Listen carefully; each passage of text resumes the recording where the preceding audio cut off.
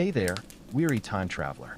Tonight's tale isn't about kings or conquerors, just another nameless soul dragged across forgotten landscapes. You're no hero carved in stone, just another refugee fleeing the creeping frost. One among countless footprints fading across terrain that shouldn't exist. Words like Alaska or survival statistics mean nothing to you. All you know, the mammoths turned eastward, and the cold at your back grows teeth with each sunset. The wind never rests. The earth never yields. And the faces around you thin like threadbare furs.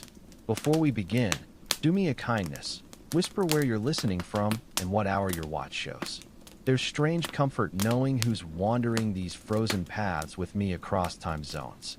If you'd like early passage to more of these bleak historical journeys, ad-free episodes, or simply wish to toss a coin to your storyteller, the Patreon link waits below. Now settle in. Make yourself as comfortable as our ancestors ever were. Let's begin. You were never important. That truth crystallized early. Not a wise elder, not a spirit talker, not even among the skilled hunters. Just 20 winters old. Maybe, if anyone kept proper count, they didn't. Your mother claimed you were born during the season when the sun barely crawled above the horizon and the dogs went mute. Could have been any year, really. Your role? Hide carrier, fish getter, order taker. The world around you predates language itself. Snow smothers the land in frozen waves, burying mountain bones and the skeletons of trees that surrendered generations ago.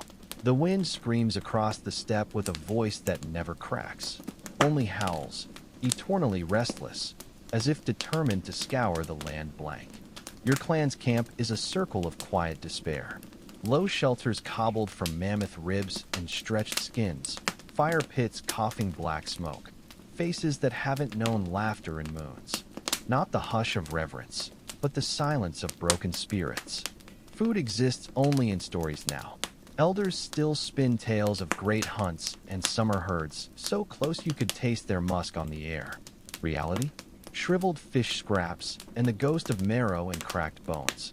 The dogs become walking skeletons. Children stop chattering. Your stomach constantly gnaws at itself, but that still makes you luckier than some. 2 weeks back, the old woman sharing your shelter simply didn't wake. Her skin like parchment, her bones clicking like dice as you wrapped her. No tears. Grief burns calories nobody can spare. Some nights, curled under patched furs playing mind tricks on your shivering body. You imagine walking east until the wind erases you entirely. Some claim the dead wait in mountain passes. Others swear they linger in tree roots. You've stopped believing either. The cold doesn't feel sacred, just endlessly, impersonally hungry. Yet the clan endures. It moves sluggishly now, not by choice but necessity. Hunters return with emptier hands each time. Last week, Narek, crooked-toothed, limping Narek, collapsed halfway from the river with nothing but frostbite blooming across his fingers. They say he begged to be left. They say winter had already claimed him. They say many things these days, all variations on surrender. The elders convene, a desperate act in itself. Normally they don't seek opinions. Now they cluster near the struggling central fire, voices low and measured. You're not invited to listen, but everyone listens when survival's being bargained. Talk turns eastward, far east, beyond the White Plains, past rivers that forgot how to flow, to a place some call the crossing. You've heard the half-stories from those who barely believed them themselves. A land bridge, a stretch of earth the ice gods wrench from the sea when they drink the waters down. They say it leads where herds still graze and trees still shed leaves. Nobody in camp has seen it. Not truly. Some claim their grandfathers glimpsed it long ago. Others call it a hope legend for desperate times. Hope's scarce these days, but so is food.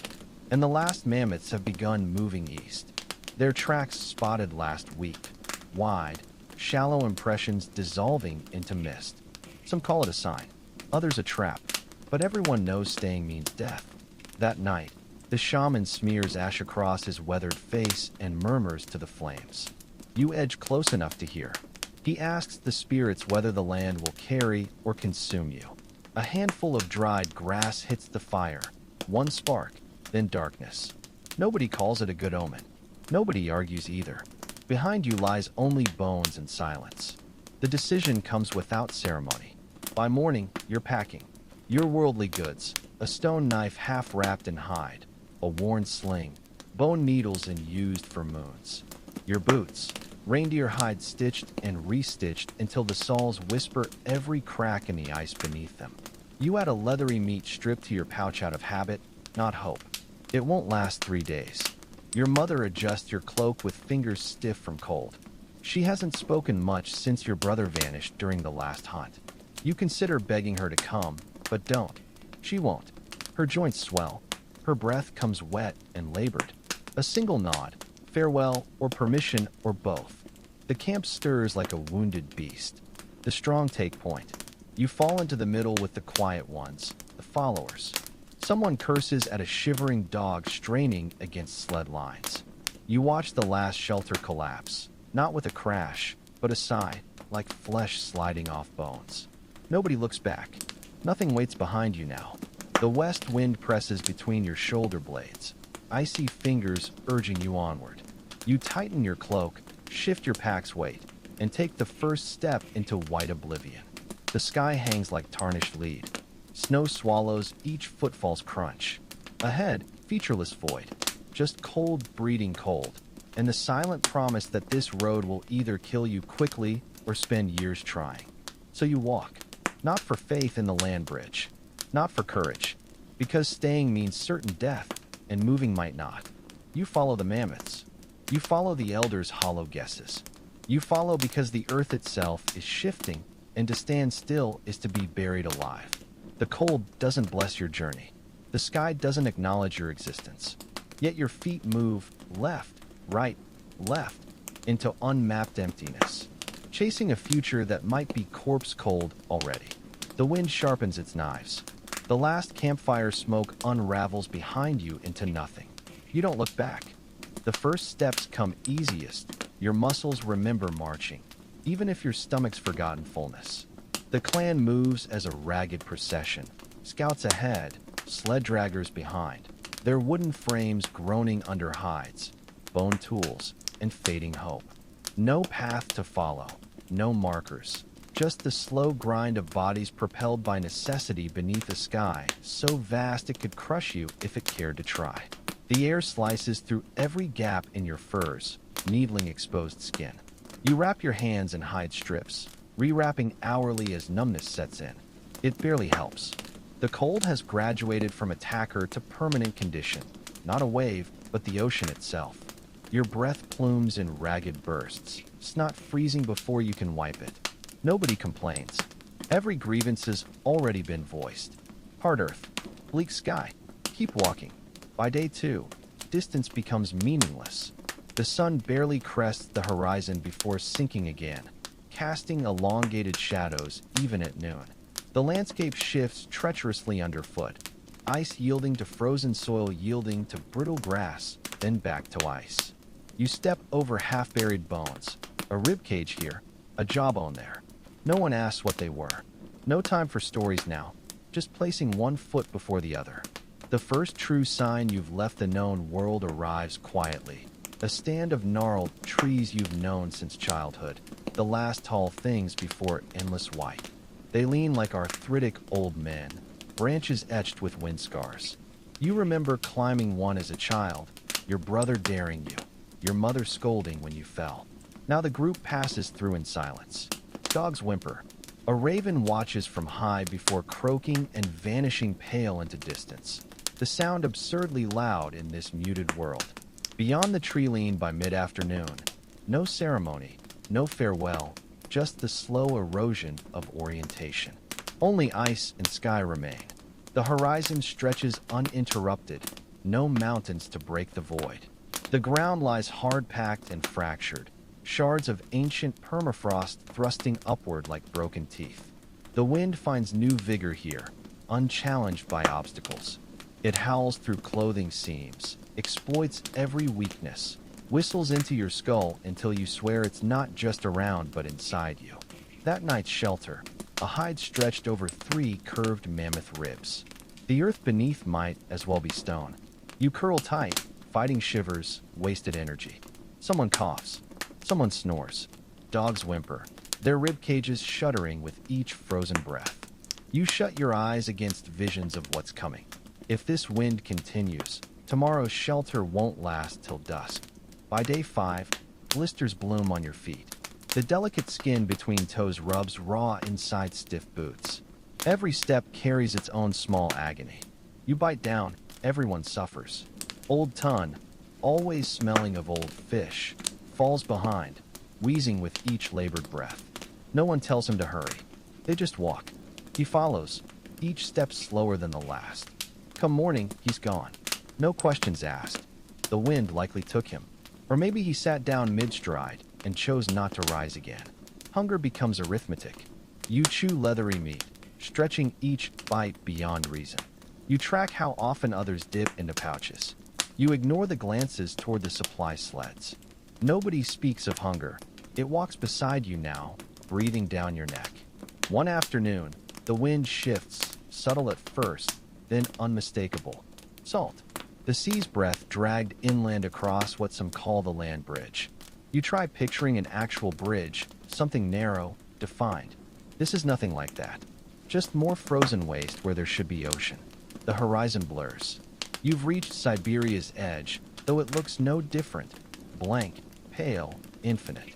The silence here is textured, not just absent voices, nobody spoken in hours, but absent everything. No birds, no rustling grass, no creak of shifting ice. Just footfalls and the rasp of lungs fighting dry air. Even the dogs conserve energy now, or perhaps instinctively understand this land wants them gone. Each night you think, this can't continue. Each morning it does. Pack. Rub feeling into limbs. Walk. A man swears when his spear tip vanishes into ice. A woman gashes her knee on a hidden rock. Walks anyway, her blood seeping through leg wraps by midday. No offers of help. On day 10, you climb a low rise and look back for the first time, expecting footprints, sled marks, some proof of passage. Nothing. Just wind-smoothed ice. The trail's been erased. You stand there, heart sluggish in your chest, realizing something irreversible. You couldn't return if you wanted to. The world behind has sealed itself shut. You're marching into unmapped emptiness where the land doesn't care if you live or die. No going back. Only the walk and whatever lies ahead. You rejoin the others wordlessly. They know it too, that frostbite certainty settling under the skin. You've left the known world, and it's already forgotten you. You'd imagined a bridge. That's what the stories promised. Something narrow, linear, connecting two distinct shores. Instead, you've descended into a world unto itself. Vast, flat, gray. Not land so much as the absence of it. A continent that shouldn't exist. A frozen seabed stretched beyond sight. The elders say this place belonged to the ocean until the cold drank it dry. You don't cross into Beringia. You sink into it, like stepping into a grave you must traverse before being allowed to lie down. No trees here. No roots to slow the wind. The sky bleaches into the ground until you can't tell where one ends and the other begins. On clear days, visibility stretches for miles, just enough to confirm nothing changes. No shelter, no landmarks. The sun, when it bothers, schemes the horizon like it's ashamed to be seen. The earth alternates between frozen mud and frost-heaved tundra, pocked with lichen and ancient grasses that crunch like broken glass underfoot. Sometimes you plunge ankle-deep into hidden sinkholes, mud gripping like jaws. You curse, wrench free, walk on. You stop brushing off the dirt. It'll be back before your next step. You march in silence because words fail.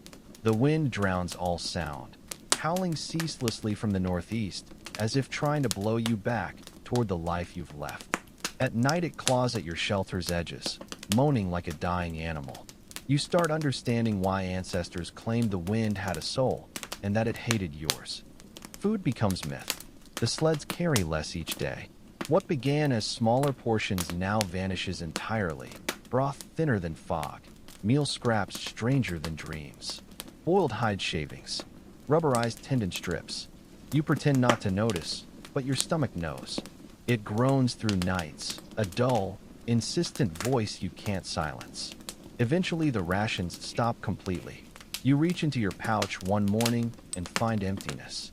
Check the sleds. Nothing. No announcements. Just the quiet understanding. Whatever remained is gone. Hunting transforms into cruel theater. Empty traps gape like mocking mouths. Rabbit tracks vanish before pursuit begins. You spot a ptarmigan once. White feathers against white snow, lifting into air like ash from a dying fire. The envy that floods you has nothing to do with food.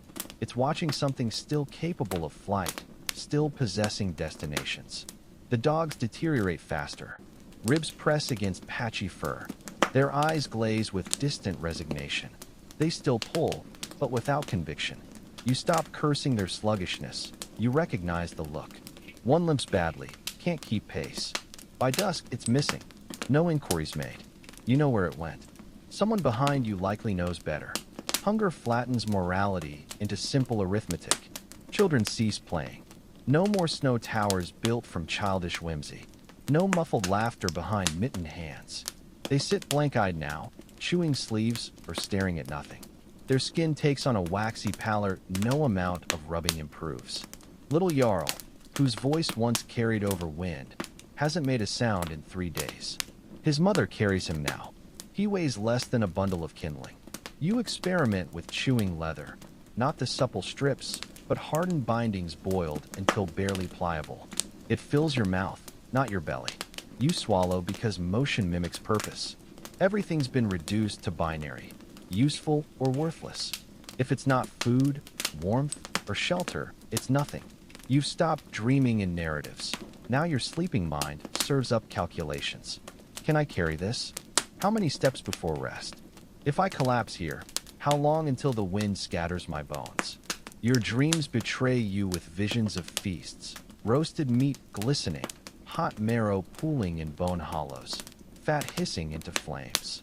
You wake with phantom tastes of salt and grease coating your tongue, only to find snow crusting your eyelashes. The lie stings worse than cold. You roll over and hear someone retching nearby, dry, heaving coughs, the body trying to expel emptiness. Your limbs grow leaden. Not tired, weighted. Each step feels like dragging stones. When you crouch to adjust foot traps, standing requires monumental effort. Hips shriek, knees throb. You try hiding your limp, but everyone limps now. No feet remain whole. You bind them nightly, only to find cloth fused to split flesh by morning. You walk anyway. The alternative doesn't merit consideration. You notice the stillness when the group pauses. No more gear repairs or fire building. Just bodies slumping where they stand, faces slack, eyes closed. Some eat snow not for hydration, but to feel something in their mouths. One man attempts fire with frozen dung and cracked flint. He gives up halfway. The effort outweighs the reward. You curl under your cloak listening to the wind scour the steppe, an endless exhalation through ancient teeth. The silence deepens. Even coughs and mutters fade. You lose count of who remains. Faces blur between dusk and dawn. Cheekbones sharper today, eyes more sunken tomorrow. A girl's lips bleach white. She stops blinking. You think she's following you. You can't recall her name. Death arrives without fanfare. You wake to dragging sounds. Someone removing a body from the shelter. No ceremony. No final words. Just a dull thud as it's deposited outside the circle. Dogs sniff it. One growls. When you break camp, it remains there, already half submerged in snowdrifts. Your stomach stops growling. That's when you understand. Your body's begun consuming itself. Arms thin. Elbow skin sags like stretched hide. Breathing quickens not from haste, but because moving mass requires more air. You watch your hands shake tying a simple knot. Forget why you started. One hunter doesn't return, gone with 3 others at dawn toward a ridge where movement was glimpsed. At dusk, 2 come back. Not running, not even hurrying. They trudge, eyes down, hands conspicuously empty. No one asked what happened. If he fell, if something took him, if they ate what they found. Irrelevant. He's gone. That's all that matters. Then a man collapses mid-stride. No sound, just a sack of bones thud into snow. You turn to see him prone. Someone checks for breath. Stands. Moves on. You study his face, slack, eyes half-lidded, snow collecting in the hollow of his throat. You wait for someone to say his name. Silence prevails. You don't know it either. The line reforms without him. You lift your foot. Place it down. Repeat. The motions feel detached, like watching someone else perform them. Someone who resembles you. Someone whose hands tremble. Someone whose stomach has turned cannibal while the wind picks at the leftovers. 3 days since anyone spoke. No pact of silence. Words simply stopped being worth the breath. The wind steals them anyway, and what remains feels too trivial to voice. You know how cold it is. You know how hungry. You know the group shrinks daily. Nothing left to say. Snow hardens underfoot, cracking sharply with each step. Air scrapes your throat raw. Breathe deep and your ribs ache. Breathe shallow and dizziness comes. You stop weighing which is worse. The sun doesn't rise so much as lean briefly over the world's edge before retreating. The sky stays perpetually gray. The horizon offers no landmarks. You finally grasp what it means to be nowhere, not between places, but in the belly of it, stranded in space never meant for living, only crossing. And now even crossing feels like delusion. The elders falter first. You notice it in their gait, that fractional hesitation before each step, the extra heartbeat spent gathering strength to rise from crouches. The eldest among you always moved slower, but now they're becoming landmarks in your wake, shrinking against the horizon not from distance but surrender. They don't complain, that wastes breath. They don't ask for help, that wastes pride. Instead, they perfect the art of lingering at dawn, coiling straps with ceremonial slowness, folding cloaks with unnecessary care. You recognize the ritual. They're not preparing to travel, but to stay. By now you've accepted much. That food won't come, that warmth is fleeting, that names disappear faster than bodies. But when the elders say they'll rest while you go on, something in you still twists. Not surprise, not quite sorrow. The last flicker of the human insistence that death should come with dignity, with ceremony, with meaning. It won't. Not here. Araka speaks first, the oldest woman, wrapped in hides that no longer blunt the wind's knives. She says her legs won't carry her farther. Says she'll sleep better without walking. Doesn't request permission. Just sits beside frost-split rock and begins unpacking her life. Someone asks if she wants carrying. The smile she gives isn't kind. The expression worn when tolerating foolish questions from those who don't yet understand. Save your strength for the living, she says. Then there's Vel, whose swollen knees have been whispering their protest for weeks. He doesn't rise when others do, just waves you onward. Presses something into your palm as you pass, a black tooth bound with sinew. My mother wore this crossing the ice, he says. You nod. Don't thank him. He'd hate that. They ask for firewood, not for survival, but as sacrament. But this land offers nothing burnable beyond scraps of rope and sled padding. You surrender half your wrapping cloth. It won't last the night, but in this place, something is everything. No tears, no lamentations, just foreheads pressed together if permitted, then the turning away. Araka gives her flint to the youngest boy still walking. Vel tosses his gloves toward the sled. They land in snow, get collected in silence. The understanding is absolute. The journey continues for those who can. Those who stop become the land itself. You don't look back immediately. You shoulder your pack. Adjust your hood. Check your bindings. Any delay before the inevitable glance.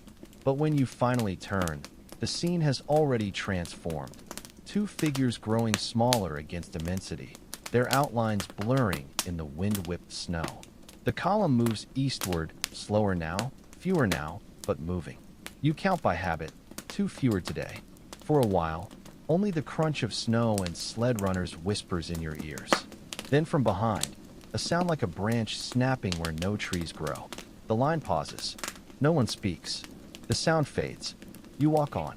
Nothing to see but white. Nothing to do but walk. Days later, a shout fractures the numbness. Not pain, not conflict. The scout points east, hands cupped around his mouth. The wind steals most words, but one survives the gale. Mammoth. You rise without thought. Joints scream. Legs numb. but your body moves anyway, as if the word hooked your spine and pulled. Others react identically, hunger overriding all else. You abandon the sled. The dogs bark with hoarse desperation, the first real sound in weeks. Squinting, you see them, shapes moving through ice haze. A dozen perhaps, massive and shaggy, their tusks catching what little light exists. Too far to reach, but real. The first real hope since the growth. Their size staggers you. Their movement, slow but implacable, makes the earth itself seem fragile. Someone whispers prayer. Someone else sobs once, the sound strangling in their throat. The chase begins. Not a run. No one has strength for that. But the fastest shuffle your wasted bodies can manage. Old injuries forgotten. You clench your jaw and push because to fall behind now is to choose starvation. By nightfall, the mammoths remain distant, barely visible through snow haze, but their tracks don't lie. Crater-like prints deeper than your arm, each one shouting, they were just here. You camp hastily, too exhausted to stand, too exhilarated to sleep. Fires gutter low. Someone cries silently, not from pain, but the shock of hope. The next morning you set out before dawn. People look worse, coughing, unsteady, but they walk. You ration strength like old rations. 500 steps, pause, repeat. Chew snow for moisture. Shift pack straps until pain dulls to background noise. The herd stays ahead, always ahead. You see them clearer now.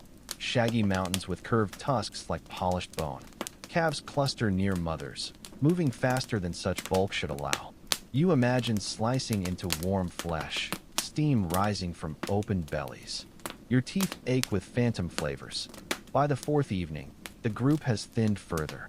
Some turned back. Some sat down. The mammoths seem closer, or perhaps you're finally closing distance. Their path is trampled chaos, snow churned to slurry, earth upturned, dropping still steaming faintly. They pass within hours. You press on, limbs shaking, vision blurring at the edges. The air tastes of iron. You've bitten your cheek without noticing. On the 10th dawn, you crest a ridge and see it. A calf, small and limping, lagging behind the herd. It hasn't noticed you, or doesn't care. You draw your spear, fingers barely obeying. Creep closer, heart pounding loud enough to wake the dead. The others hold breath behind you.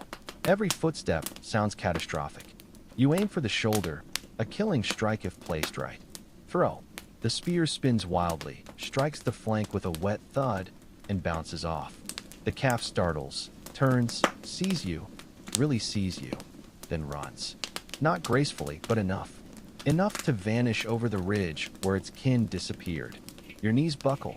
You sink into snow without grace, hands planted like a child's. Stare at the empty ridge where the calf vanished. The tracks will fade. The herd is gone. You kneel there, shoulders heaving, unable to even muster tears. The air feels thicker suddenly, the silence heavier. Then from behind, footsteps. Slow ones. Not everyone followed. You don't ask who fell behind. You don't move. Just wait. The mammoths took your last strength with them. Whatever comes next, you won't be walking toward it. The sky turns without warning. One moment, the usual gnawing cold and silence. The next, the air itself moves sideways, howling through your clothes like a pack of starving wolves. Your hood tears loose before you can shout, exposing your face to flying ice shards that sting like hornets. You duck instinctively as the wind scream drowns out your own breathing. The horizon vanishes.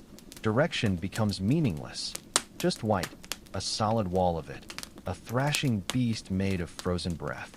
The wind doesn't gust, it presses. A giant's palm shoving against your chest, buckling your knees. Your cloak flaps violently, seams straining. You fall sideways and stay down. Around you, figures scatter like leaves, some crawling, some disappearing entirely behind curtains of snow barely thicker than your hand. Voices reach you in fragments, words torn away mid-syllable. Someone tries pitching a shelter, the hide whips from their grip like dry parchment.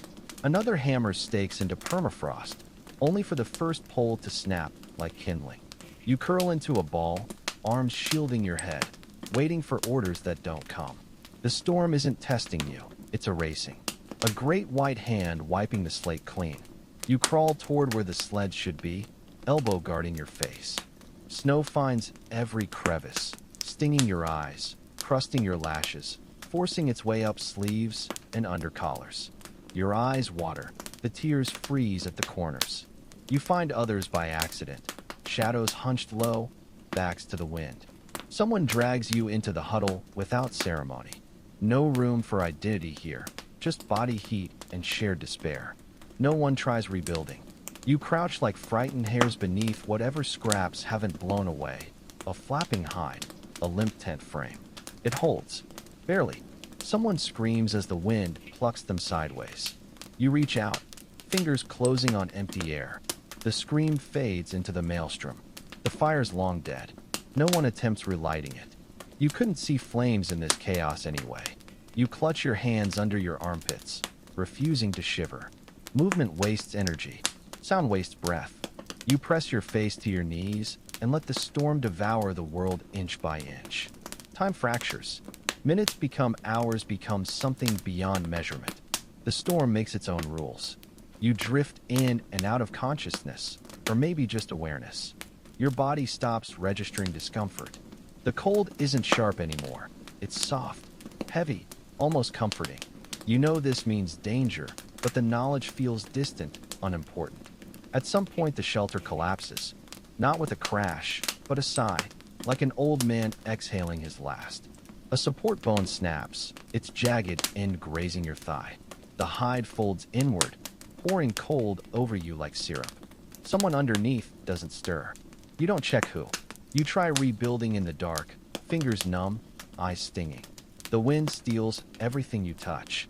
A length of cord vanishes mid-knot. A fur pelt rips free with a sound like laughter. You scream into the storm. Not words, just raw animal sound. It doesn't care. Doesn't pause. You collapse back into the huddle. Around you, others do the same. Human-shaped lumps wrapped in whatever the wind hasn't claimed yet. Your hands go beyond numb. Dead meat at your wrists. You tuck them between your thighs and wait. The storm continues. Eventually, the sound changes. Not lessening exactly, shifting tone. The wind drops from scream to moan. The snow still falls, but slower, thicker. The air still bites, but without intent. You lift your head cautiously. The sky remains white, endless, but the fury has bled out. Morning comes without fanfare, just less dark, less loud. You uncurl stiffly, every joint protesting. Your lips are split. Your limbs feel rusted shut. Snow has built up around your body in smooth drifts. You brush it off, stand swaying. The wind still murmurs, but its teeth are gone. Then you see them, the bodies. Not sprawled dramatically, but tucked neatly as if the storm buried them with care. Just edges visible, an elbow here, a clump of frozen hair there. You begin uncovering them without thought. Others join silently. No tools, just raw hands scraping at ice. 5, 7, more. One woman digs frantically, nails breaking, fingers bleeding into snow. She uncovers her daughter, that girl who once laughed at birds. Blue skin, closed eyes. The mother lifts her, rocks her, makes no sound. You expect her to rebury the child. She doesn't. Just holds her, swaying slightly, as if warmth could return through sheer will. No one intervenes. The others dig on. The sky watches, indifferent. Not cruel, just profoundly unconcerned. The storm took what it wanted. The rest of you remain. That's all. The air feels different afterward, not just from missing voices, but from what their absence reveals. Before, you walked together in shared suffering. Now the silence between you is fractured, suspicious. Eyes don't meet. Shoulders hunch defensively, not just against cold, but against each other. Every glance lingers too long. Every movement is monitored. You feel it when you pass someone and they don't nod. Feel it when your own footsteps sound louder than they should. Hunger and cold were shared enemies. Now something new festers, something human. The first fight starts small. Accusations over fire turns. Then claims of stolen hide scraps. It doesn't escalate. Not yet. Just words, glares, tension like stretched sinew. You try staying neutral, but neutrality is a luxury you can't afford. Lines are being drawn. Who shares with whom? Who sits where? Who gets left out? Then the discovery. A pouch of dried meat buried beneath a sleeping mat. Not much. A handful. But hidden. Not shared. Someone screams. The thief. Is he a thief? Who decides ration rules now? Tries explaining. No one listens. The beating isn't brutal, just efficient. Shoves. Slaps. A final throw into snow hard enough to split his lip. He doesn't fight back. Just curls up, takes it. Later, he sits apart, clutching his ribs, eyes swollen nearly shut. No one offers him food. No one asks if he'll live. Hunger simplifies morality. Children become ghosts. Those still alive don't play, don't ask questions. They watch with huge, unblinking eyes. One boy throws a rock at a girl who nears his sleeping area. It misses. She doesn't approach again. No one scolds him. You're not even sure who his parents were. Two brothers fight over a flint blade. Dull, chipped, barely worth the struggle. It starts with shouts, ends with fists. Blood sprays across a sled. One loses a tooth. The other cracks a rib. No one stops it. No one steps in. You watch until exhaustion ends it. Then everyone walks on. A man shoves another over firewood. A pathetic bundle, barely enough to boil water. They argue about turns, about need, about fairness. Then the larger one grabs the smaller by his collar, slams him into ice. The crack of his skull meeting frozen ground echoes. No one moves. You stand frozen, watching the victor take the wood and walk away. The loser lies there a while before crawling back to his spot. These things would have mattered before. There would have been mediation, consequences. Now, everyone pretends not to see. Justice requires energy. Outrage burns calories. No one can spare either.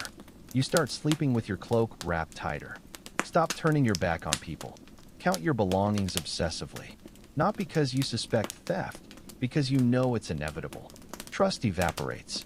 Not dramatically, but completely, like morning frost under weak sun.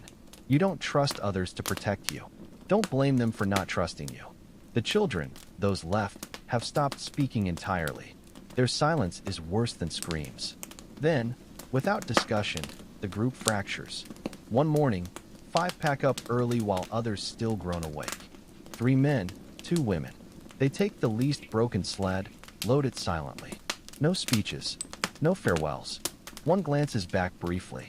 Then they turn east and walk.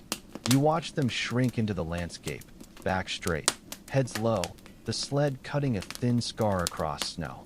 Soon even that mark fades. The wind takes everything eventually. Their absence settles strangely. Not just the physical space they occupied, but the realization. The group is weaker now, more vulnerable. If another storm comes, another chase fails, there will be fewer hands to dig shelters, fewer bodies to share warmth. The air feels thinner with them gone, not because of who they were, but because their departure proves anyone could leave. That you could. That nothing binds you together except inertia. You adjust your pack, fall into line with those remaining. No one speaks all day. What would they say? The march continues. Not toward anything, just away from here. The ground changes beneath your feet without announcement. At first you dismiss it as another hunger hallucination. Your mind's cruel tricks have become familiar companions. But this shift persists. The snow thins. The wind weakens its assault. The endless white horizon that has been your jailer and captor fractures, revealing something that makes your breath catch. Trees. Not towering sentinels, but scrubby, wind-bent survivors barely taller than a man. Their twisted forms stand defiant against the elements. The first vertical shapes you've seen since the grove disappeared behind you weeks or months ago. Then comes the scent. Wet earth, actual mud. The mineral tang of life stirring beneath frozen surfaces. Not the stale odor of trampled snow or frozen dome, but something vibrant and forgotten. You step forward cautiously, half expecting the ground to collapse into another ice trap. It holds. Green appears in patches, not the lush emerald of summer, but moss clinging stubbornly to rocks, lichen crawling up gnarled trunks like frozen flames. You haven't seen color in so long it hurts your eyes. Somewhere ahead, the impossible sound of running water, not ice cracking, but actual liquid movement. The group quickens pace instinctively. What's left of it? You've stopped counting the missing. Too many lost to snowdrifts. Too many who simply laid down one night and refused to rise. Their faces remain with you, but their numbers blurred into meaninglessness long ago. Fewer than 10 now. Some walk upright through sheer will. Others shuffle. One is dragged on a makeshift sled cobbled from broken bones and last scraps of mammoth hide. The proper sled was lost to an ice crevasse weeks back along with most supplies. Those who went after it never returned. The trees grow thicker as you advance, their branches knitting together overhead like arthritic fingers. The air loses its knife-edge quality. The sky remains pale but gains texture, clouds you can actually distinguish from the background. The sun, when it appears, feels different against your skin, not warm exactly, but no longer actively hostile. Then the stream, shallow but unmistakably alive, dancing over stones and carving miniature canyons through mud banks. You drop to your knees beside it without ceremony and plunge your hands into the water. The cold burns at first, shocking your nerve endings awake. You don't pull away. You drink straight from cupped palms, unboiled, uncaring about parasites or disease. It tastes of minerals and ancient stone, the best thing to pass your lips since memory began. Others collapse around you. One man submerges his entire face, drinking like a beast.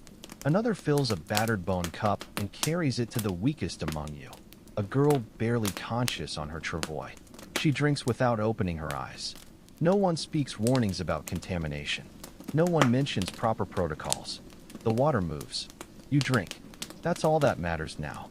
You lie back afterward, staring at the sky through a lattice of branches.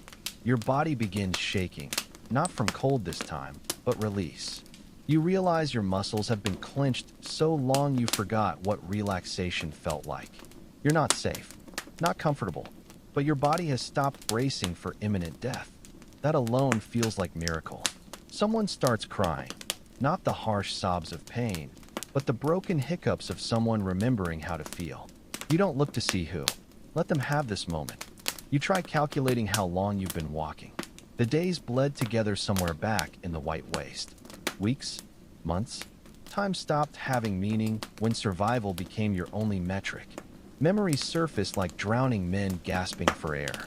Burying someone when losing your finger. Which day? The march consumed everything. Now, at what might be its end, your mind begins unraveling. You remember your mother's face, but not her voice. Recall a joke told by firelight, but not the punchline. The weight of your first spear lives in your palm's memory, but not the day it shattered in the cold. You remember sleeping beside someone whose name is gone. Are they dead? Did they leave? Were they ever real? The others settle near the stream. No one bothers making proper camp. It's enough to sit, to lie. One man falls asleep with his hands still submerged. A woman hugs her knees and stares into the trees as if expecting spirits to emerge. Crows call from branches overhead. The first bird voices you've heard since. You can't remember. Their cries startle you with their normalcy. Someone attempts fire. It takes longer than it should. The moss is damp, the sticks green. But he persists, hands shaking, fingertips black with frostbite. You watch his stubbornness with something approaching reverence. You sit by the stream for hours, knees drawn up, fingers tracing patterns in the mud. The air is still in a way that feels alien after months of wind. You try not to think about what comes next. Not because a plan is forming, but because no plan exists. You've walked for so long that stopping feels like surrender. The silence around you is unfamiliar, not threatening, not comforting, just empty. The kind of hush that used to signal danger, but now only means there's nothing left to say. Some gather stones or drift toward the tree line, movements mechanical. The firemaker keeps at his work, tapping flint with the patience of the damned. Another simply sits staring eastward, as if expecting ghosts to materialize. You breathe in the stillness, and it settles in your lungs like dust. You've reached the edge of something, whether it's the continent, the season, or just the limits of human endurance remains unclear. One truth crystallizes: the march is over. Whatever comes next, it won't be this endless trudging. You remain there as light fades through the branches, watching shadows lengthen across the stream. When darkness finally comes, you don't rise to meet it. You just sit, eyes half closed, listening to water whisper over stones, letting the cold creep in, not like an enemy now, but like an old acquaintance come to share your vigil. Time passes differently here. The days don't march forward like they did on the ice. They pool around you like meltwater. There's no celebration, no speeches, just existence or something approximating it. Of the handful still breathing, some drift away, southward maybe, or east, following some internal compass you don't share. They leave without ceremony, vanishing between one dawn and the next. One man walks toward the river at midday with nothing but his pack and never returns. Another slips away during the night's deepest cold. You don't follow, don't call after them. The only shared purpose was surviving the white void. You have, but something stayed behind in that frozen expanse. Not just the dead, though they are legion, but the parts of yourself you didn't notice shedding along the way. Laughter, curiosity, the habit of using names, the ability to recall songs whole. You endure, but incompletely. You walk with a permanent limp now, not from any specific injury, but from the way months of ice have reshaped your gait. Your fingers don't fully straighten anymore, curled like talons even at rest. Your voice, when you use it, emerges quieter than before, as if the wind stole part of your volume. Food is something you measure, not enjoy. Fire is something you stare into, not gather around. You sleep lightly, ears straining for threats that no longer exist. A stone rests permanently by your side, not because you expect danger, but because you've forgotten how to rest without one. Sometimes, in rare quiet moments, you try remembering who you were before. You reach for your mother's face in memory, your brother's laugh, the sound of the woman who died by the stream, but they return fractured, like reflections in troubled water. A smile without context, a voice without a name attached. You can't tell if these are true memories or just stories you've told yourself to fill the hollowness. The others who survived, if any did, won't remember you clearly either. Maybe they hold some vague impression, a shadow that walked beside them, someone who passed a water pouch or tied a knot on a failing sled. But not your name. Maybe they never knew it. And even if they whisper about you by some future fire, the words won't last. Silence swallows everything eventually. You weren't special, never were. Not the strongest or fastest or the one with the best stories. Just another set of footprints in the snow. One more body that refused to stop when every instinct said it should. You didn't lead, didn't inspire, just endured. And now even that endurance feels like something that happened to someone else. A tale you overheard at winter's end. Your dreams are slow and gray. Your bones ache when storms approach. Your memories slip through your grasp like water through cracked fingers. When children come, and they might, you won't tell them the full story. Just fragments. Just the parts you can bear to give voice to. The rest will stay where it belongs, buried under layers of time and ice. The world moves on around you. The forest reclaims the path you carved. The bones of those who fell disappear under moss and mud. The wind softens its blows. Animals return to lands they'd abandoned. If anyone ever passes this way again, they'll see nothing of what happened here. Just trees, just earth, just the indifferent turn of seasons. They might feel the cold, but not the weight of all those footsteps that came before. Maybe someday someone will find a tooth, a scrap of worked hide, a broken tool half buried in the soil. They'll catalog it, label it, call it early settlement era. They'll estimate your height, your diet, your approximate age. They'll write theories about your life without ever knowing your voice, without ever hearing the names you whispered to yourself during the long march, without knowing the faces you watched disappear into snow. You live on, but not in memory or song, just in the simple fact that you kept going. And those who come after you, who find warmer lands and softer days, they'll be forgotten too. Their languages will fade. Their graves will crumble. Their words will vanish from stone. Time remembers no one for long. It doesn't care who survived, only that someone did. That's the truth of deep time. It forgets.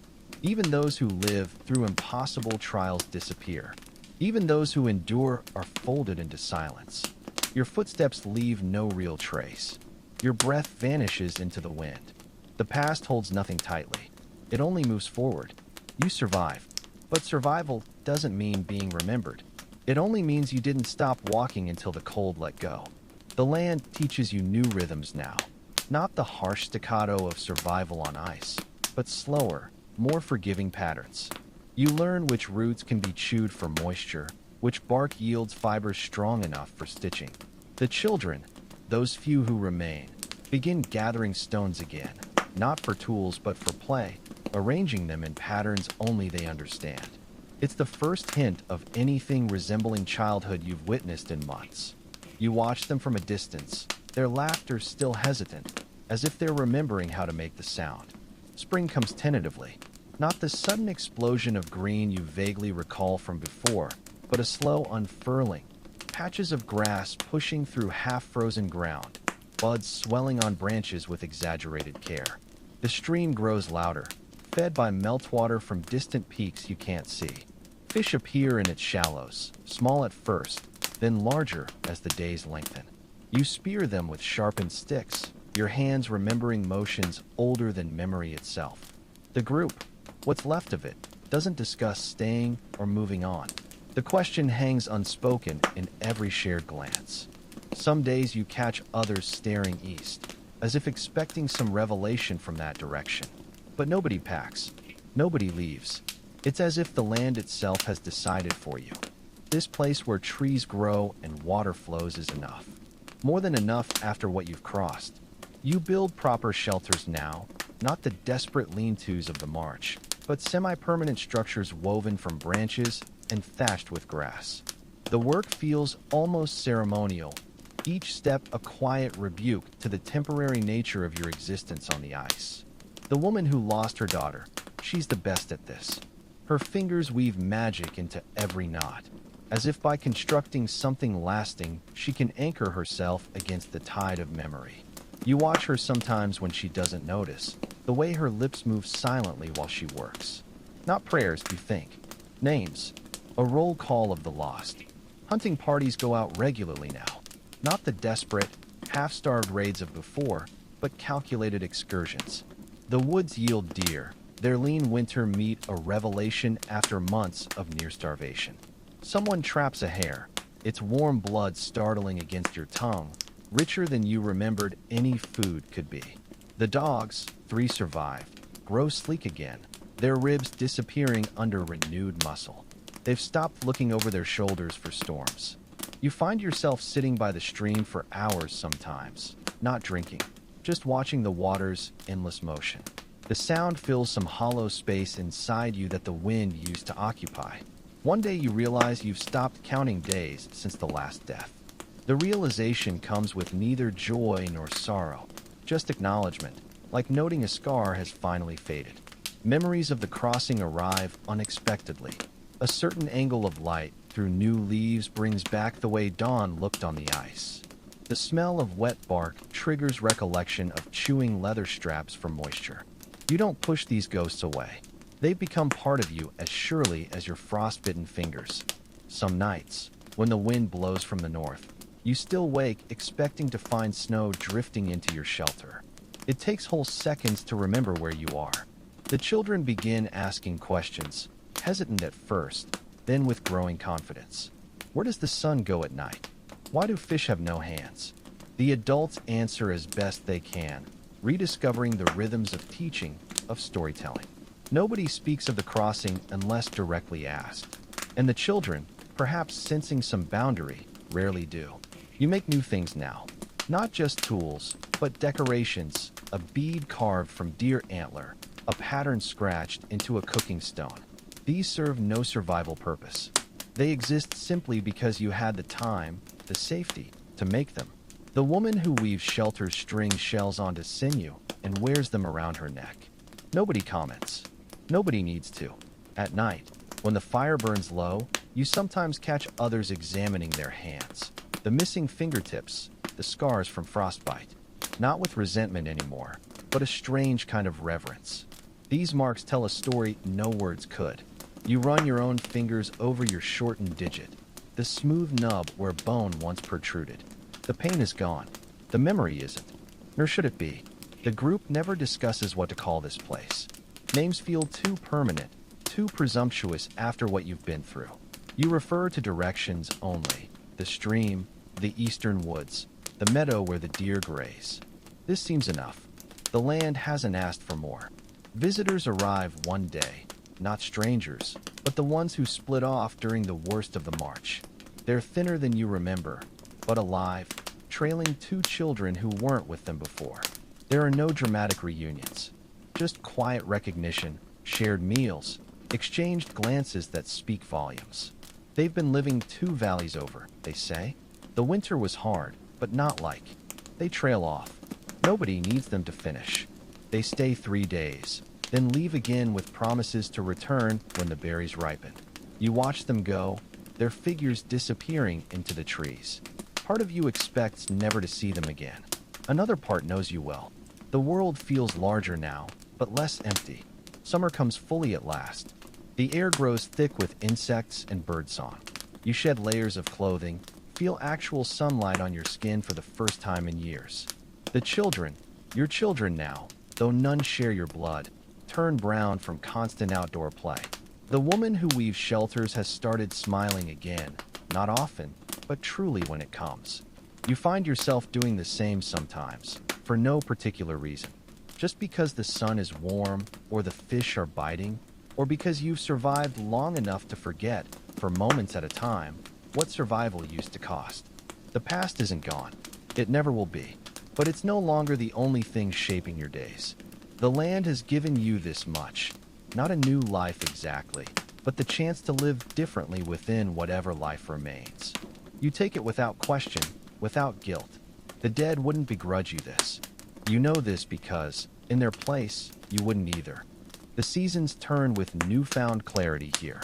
Summer ripens into autumn with a precision you'd forgotten existed. Leaves don't just fall. They blaze gold and crimson before spiraling down in wind-carried dances. The children chase them, their laughter ringing through campsites in a way that still startles you sometimes. You find yourself pausing in your work to listen, the sound as nourishing as the first hot meal after starvation. Harvest comes, not the desperate scrabbling of roots from frozen ground, but actual gathering, berries staining fingers purple, nuts raining down in sudden showers when the wind blows right.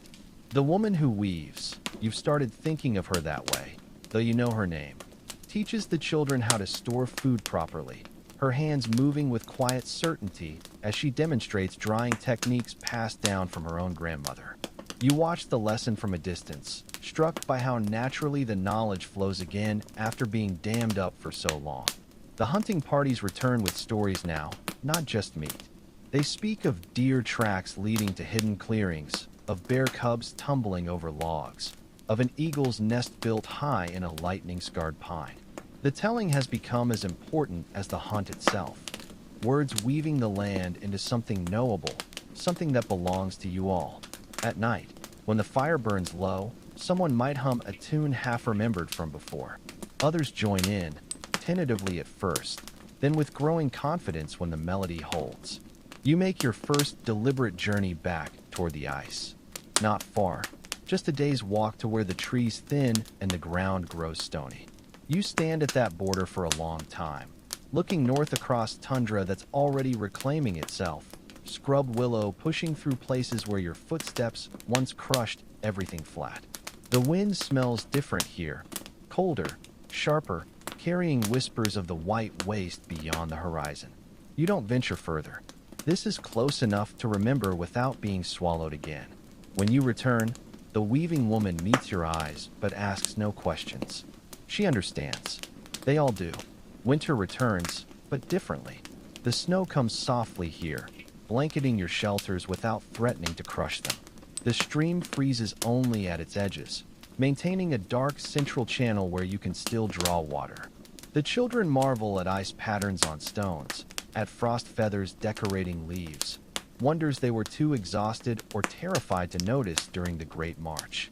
You teach them how to build snow shelters properly, not the desperate windbreaks of the crossing, but domed structures that actually retain heat. Their faces glow with pride when they master the technique. You realize, with a start, that you're smiling too. The visitors return as promised, their numbers swelled by others who survive different routes through the waste. They bring news you can scarcely comprehend. Entire groups living in valleys to the south. Rumors of people who crossed great waters to the east. Their words paint a world far larger than you dared imagine during those endless white days.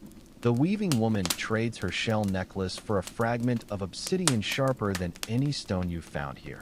She holds it carefully, as if weighing memories against possibilities.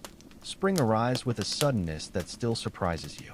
One morning the world is white and silent. By afternoon, meltwater gurgles beneath every snowdrift. The children race to find the first green shoots, their excitement infectious. You find yourself joining them, crouching in wet earth to examine tiny leaves unfurling with improbable optimism. Later, sitting by the rejuvenated stream, you notice your reflection for the first time in countless moons. The face staring back is older, harder than you remember, the eyes shadowed but calm. A survivor's face. You touch it wonderingly, tracing the new lines etched by wind and cold. The group begins discussing a proper name for this place. Not urgently, not with any formal ceremony, but in passing comments tossed out during shared meals. Suggestions emerge slowly, like buds on the trees. Streams bend, shelter wood.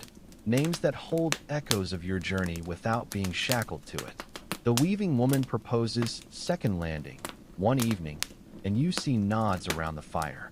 Not acceptance, not yet, but consideration. The name sits comfortably in the air, neither embraced nor rejected. There's time to decide. You take up a new project, carving a mammoth tusk fragment found near the stream. Not for tools, but to preserve something of the crossing.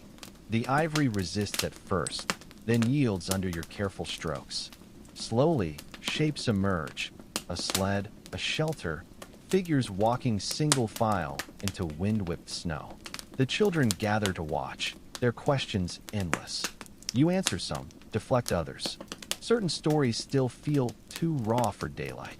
But the act of carving soothes something in you, as if by fixing these memories in ivory you're preventing them from fading entirely. The visitors come more frequently as travel grows easier. They bring more than news now. Seeds from southern valleys, strange shells from distant shores, tales of fishing techniques you've never imagined. The weaving woman starts teaching their children alongside yours, her hands moving deftly as she shows them how to turn reeds into baskets. You notice she wears her obsidian fragment on a new cord, the sharp edges carefully wrapped to prevent accidents. Progress, of a sort. Summer reaches its peak in a riot of growth that still astonishes you. Berries swell fat on bushes, fish leap in the stream, deer grow bold coming near camp. The children have started venturing farther on their own, returning with armfuls of discoveries. Unusual stones, bird feathers, once an entire wasp nest carefully carried to show its intricate construction. Their fearlessness would have terrified you during the crossing. Now it fills you with quiet pride. You finish the tusk carving on the longest day, holding it up to catch the golden light. The figures seem to move under your fingertips, their journey frozen mid-step. The weaving woman examines it silently, her fingers tracing the same paths yours did. She nods once, sharply, and you understand. This isn't just memory. It's a gift to those who weren't there, to those who will come after, to time itself. That night, as fireflies dance at the forest's edge, you realize something unexpected. You're happy. Not the desperate euphoria of survival, but a quieter, more sustainable contentment. The kind that comes from watching children grow up unafraid, from sharing food without measuring portions, from knowing the land around you will provide if treated with respect. The past hasn't disappeared. It lives in your scars, in the tusk carving, in the way you still wake sometimes expecting wind howls. But it no longer dominates every waking thought. The balance has shifted, almost without your noticing. When the first storm of approaching autumn rolls in, you find yourself standing in the rain instead of seeking shelter, face upturned to catch the drops. The weaving woman joins you, her hair plastered to her skull, her eyes bright. Neither of you speaks. There's no need. The storm will pass. The winter will come. But you'll face it together, on ground that's become home. The realization settles over you as gently as the rain. You've stopped waiting for the other shoe to drop. Started believing, truly believing, in tomorrow. The years accumulate like snowfall now. Gentle, persistent, each layer covering but not erasing what came before. The children of the crossing have children of their own, their faces unmarked by the hunger that shaped your generation.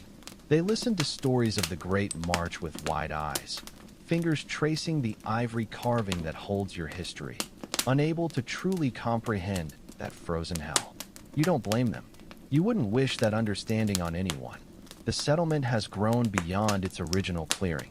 New shelters the hillside above the stream, their walls sturdier, their roofs better thatched. The weaving woman, now grandmother to half the children here, still directs construction, though her hands tremble slightly with age. Her obsidian fragment hangs above the central hearth, a talisman against forgetting. Visitors come more frequently, some staying to build their own homes, bringing new skills and stories that weave into the fabric of your lives. The world feels smaller now, not because the land has shrunk, but because your place in it has solidified.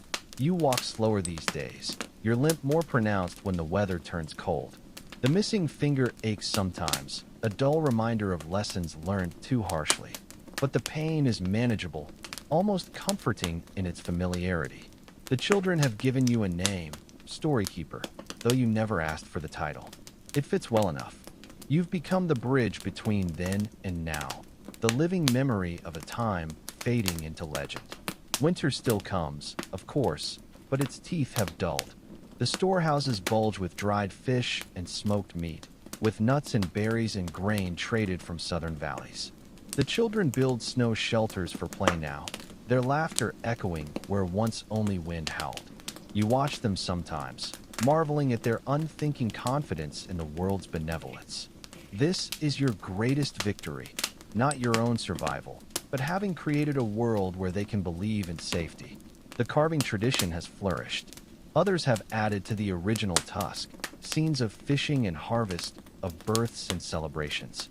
It's grown so large it now rests on a special shelf near the hearth, its surface polished smooth by generations of curious fingers.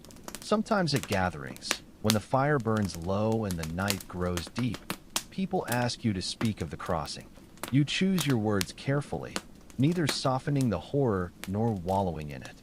The young ones need to know what was endured, but more importantly, they need to understand why. Why people kept walking when every step burned.